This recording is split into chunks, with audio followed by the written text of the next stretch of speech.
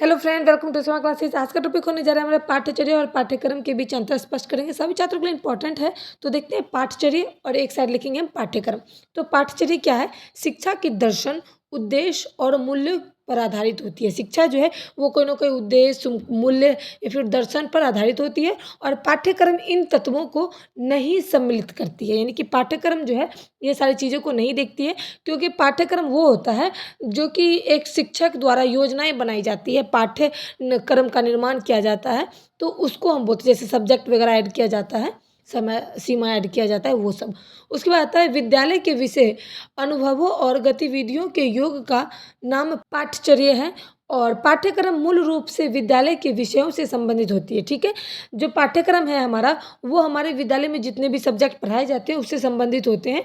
और विद्यालय में विषय, अनुभवों और गतिविधियों के योग का नाम जो है वो पाठ्यचर्या, यानी कि जो नाम होता है वो विद्यालय का, विषय का, वो सारा पाठ्यचर्या के अंदर आता है। और पाठ्यक्रम के अंदर आता है विद्यालय के विषय की समय सीमा, सब कुछ होती है, उससे संबंधित होती है, विषयों से संबंधित होती है। पाठ्यचर्या विषयों की सामग्री से संबंधित होती है। पाठ्यचर्या जो विषय से सामग्री, और पाठ्यक्रम विषयों की सामग्री से शिक्षण समय सीमा की संबंधित होती है, यानी कि पाठ्यक्रम में समय सीमा निर्धारित होता है।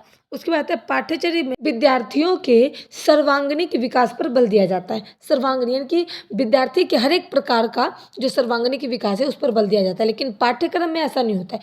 पाठ्यक्रम में विद्यार्थी के संपूर्ण विकास पर बल जो है वो नहीं दिया जाता है। यानी कि सिर्फ वहाँ पर पढ़ाई, वो सोचते हैं कि हमें जो शिक्षा देनी है, जो पढ़ाना है विषय, उसी पर ध्यान दिया जाता है, बाकी के और चीज़ों पर ध्यान नहीं दिया जाता है। उसके बाद आता है पाठ्यचर्या में रटन प्रणाली का कोई स्थान नहीं होता है। अब पाठ्यक्रम में रटन प्रणाली का समावेशी हो सकता है।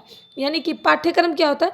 जैसे कि हमारा विषय में कोई ऐसा क्वेश्चन है जिसे हमें याद करना ही पड़ता है, अगर याद भी ना हो तो रटना ही पड़ता है। लेकिन पाठ्यचर्या में ऐसा नहीं है।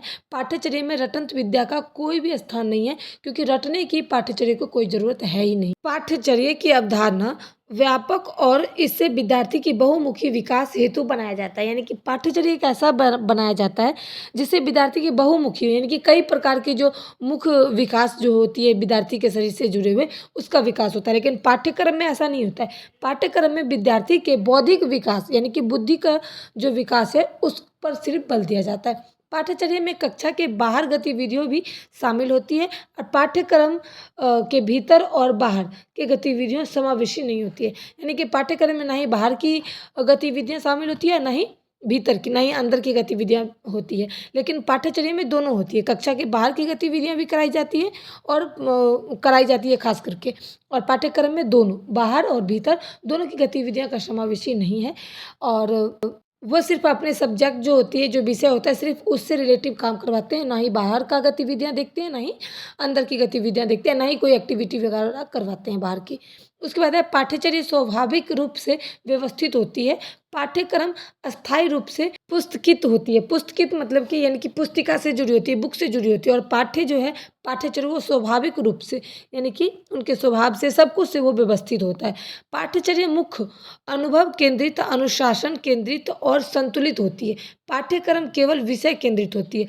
यानी कि पाठ्यचर्या जो है वो विद्यार्थी के अनुभवों को केंद्रित करता है, अनुशासन सिखाती है, जो कैसे व्यवहार करना है वो चीज़ सिखाती है। लेकिन पाठ्यक्रम केवल विषय केंद्रित, यानी कि विषय के अंदर जो भी सब्जेक्ट जैसे है उसके अंदर जो भी चीज़ें आएंगी बुक में वो सारी पढ़ाई जाएगी, बल्कि और कोई चीज़ की शिक्षा नहीं दी जाती है।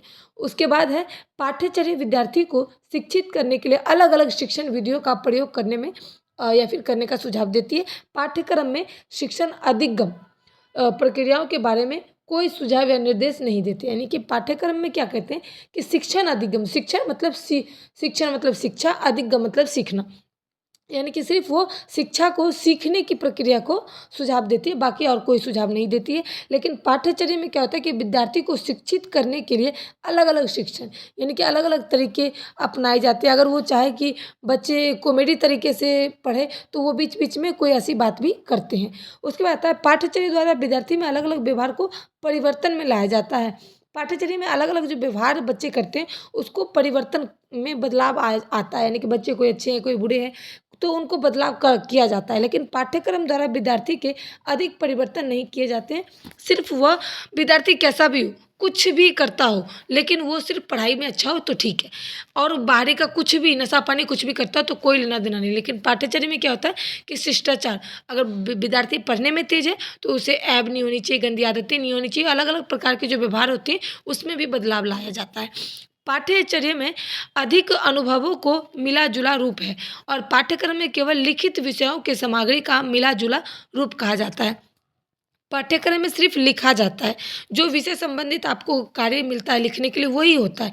लेकिन पाठ्यचर्या में क्या होता है कि अनुभवों को मिलता है, यानी कि अधिक हर एक प्रकार के अनुभवों को देखते हुए विद्यार्थी को सिखाने का जो काम करता है वो पाठ्यचर्या है। पाठ्यक्रम केवल लिखित विषय को ही समझाता है और लिखने की प्रक्रिया जितनी भी हो उसको ही मिला-जुला कर, चाहे वो हिंदी हो, मैथ हो, साइंस हो, कोई भी विषय में जो लिखने की प्रक्रिया है वो सिर्फ़ केवल पाठ्यक्रम के आधारित है। तो उम्मीद करती हूँ पाठ्यचर्या और पाठ्यक्रम के अंतर्गत मैंने दोनों के अंतर को समझाया है। वीडियो पसंद आए like share support. Thanks for watching my video.